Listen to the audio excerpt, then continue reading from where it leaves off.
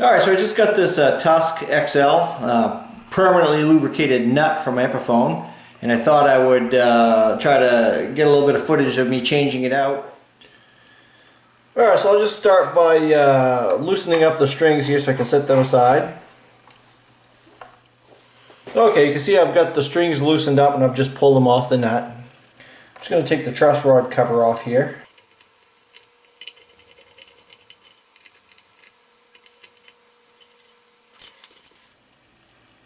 Alright, so next I'm just going to take a sharp razor knife with a brand new blade, and I'm just going to quickly kind of score around the nut. I can actually see lacquer on the nut, so I can tell this hasn't been changed. This Epiphone's a few years old. And you can see I use pencil lead for my lubricant, so this permanently lubricated nut, we'll have to see how that works. And I'm really just kind of not cutting into any wood or anything. I'm just going along the plastic, really, because this is just a plastic nut. Okay, we get a block of wood here. Alright, next I'm just going to take a thin rag here, throw it over the fretboard a little bit. I'm going to take a block of wood here that I've got. It's got a little grip on it for easy maneuvering here. And I'm just going to slide it along the rag here a couple of times. And I don't know if you just saw, but that's how easy it was to break that out. That's it. Okay, so you can see that there's really hardly any glue in there at all, and that's what you really want to see. Likewise, you can see very little glue, if any, on the nut itself. So what I'm going to do is I'm going to open up this Tusq XL, and I believe we're going to have some sanding to do, so I'll jump on that next. Let me put the camera down. Alright, so you can actually, the folks at Graphtech actually say drop it on a surface and you can hear the difference, and you can. Okay, that's the Tusq. And here's the what I believe to be the stock Epiphone plastic nut. So the idea, this is going to transfer harmonic vibration through to the neck of the guitar better than plastic. And also it's supposed to keep your strings from fetching up, hence the reason why they call it permanently lubricated. Alright, so what I'm going to do here is I'm just going to proceed slowly. I don't want to take too much off, but I can tell you right now it needs to be sanded. It's a little bit wider, and I suspect a little bit taller than the original nut. So what I've got is some real fine 400 grit paper here, and I'm just going to go ahead and give it a couple of swipes back and forth, test it out, and I'm just going to repeat that process a few times until I get it where I need it to be.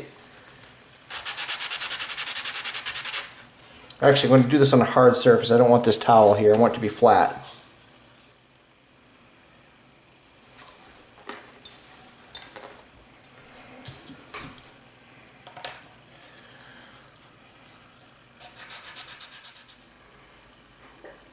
Alright, so you can see I'm in pretty good shape. One thing that I can tell already, the plastic nut, the original nut that was on here, was sanded down a little bit on the corners here, so I'm going to go ahead and do that as well. But in terms of the overall height and the width or the thickness of the nut, it's fitting nice and tight, but not so much that I can't get it out. And I am going to use just a dab of glue or a couple of small dots, but you can see that I've got it in pretty good shape. But you can notice that the nut slots are quite a bit deeper on the original nut, but I'm thinking that that's that's just the normal wear of the nut. So we'll have to see how the action is when I actually put it on there.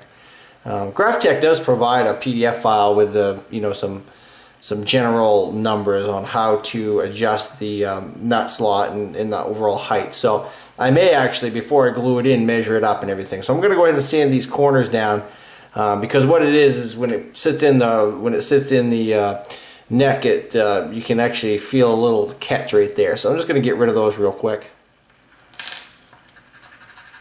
Alright, the overall nut width is a little bit wider on the new Graphtech, so I'm actually taking a little bit off the sides as well. I don't know if you can see that or not. So just the idea here is just take your time and try to make the nut match as much as possible the one that you removed. So I'm going to continue on here. Alright, so I'm happy with the placement here and the size of it.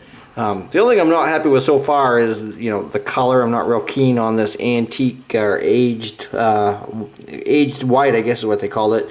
Really kind of wanted the cream color like I had. But what I'm going to do now, I haven't glued it down, is I'm going to string the guitar up and play it and make sure I've got everything lined up the way I want it. And I'm only going to use a couple of small drops of glue anyway. So let me get this thing tuned up. Okay, so I've got the guitar tuned up and I've played it a little bit. Sounds pretty good, feels okay.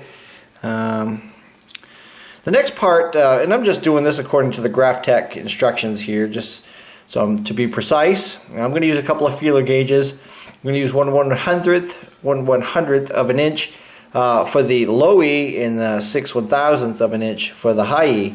And what the instructions say to do, and actually you'd want to do this in a natural position of the guitar. You don't want it laying on the neck like I've got it here. I've got the neck supported, but the weight of the guitar could actually be tweaking the neck slightly, so you actually want to hold the guitar if possible in its natural playing position. So basically what you're going to do is take your finger, you're going to push down on just past the, right on the 3rd fret here, so you're fretting the 3rd fret, and you're going to take the thicker gauge here, and you're going to try to slip it under the 1st fret in the low E string, and that looks actually really pretty good. It is moving the string slightly, but again, that could be because I've got the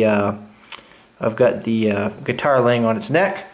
So then we'll take the 6/1000ths of an inch, and you're going to do the same thing. You're going to fret the 3rd fret here, or above or higher than the 2nd fret, so you're fretting the 3rd fret, and you're taking that real thin gauge, the 6/1000ths of an inch, and you're going to do the same thing, 1st fret, high E string, and try to slip it under there. And that is the according to the Graphtech instructions, that's the gap that you want. So all in all, I'm real happy with the way it feels. What I've done is I've just tried to make sure that you know, I could sand this down a little bit more here. I don't want any edges. Same on the other side.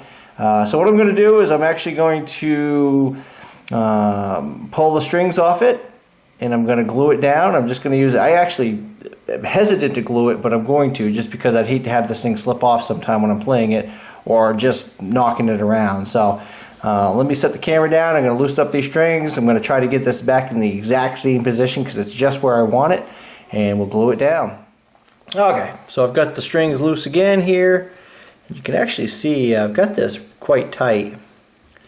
And I'm just going to use Elmer's white glue. You can use super glue. Some people, you know, if you read the forums, there's quite a little discussion about super glue, tight bond, Elmer's glue. I'm just going to use Elmer's white glue. It's fine. I'm only going to put really just a couple of small drops in there.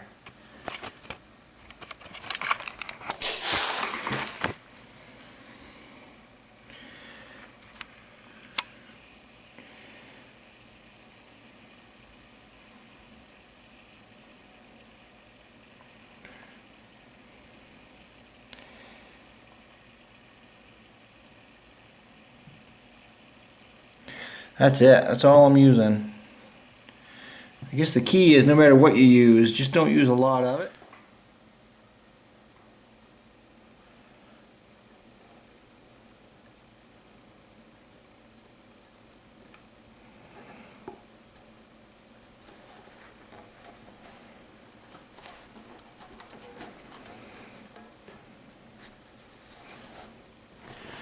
And if any glue seeps out the side, just wipe it off, obviously.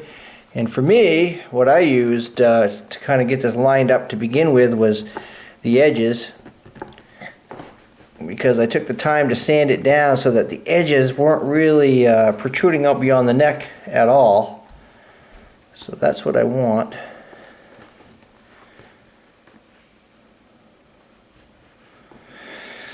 Okay, I'm going to string this up and let it dry, and then we'll try to do another little sound check.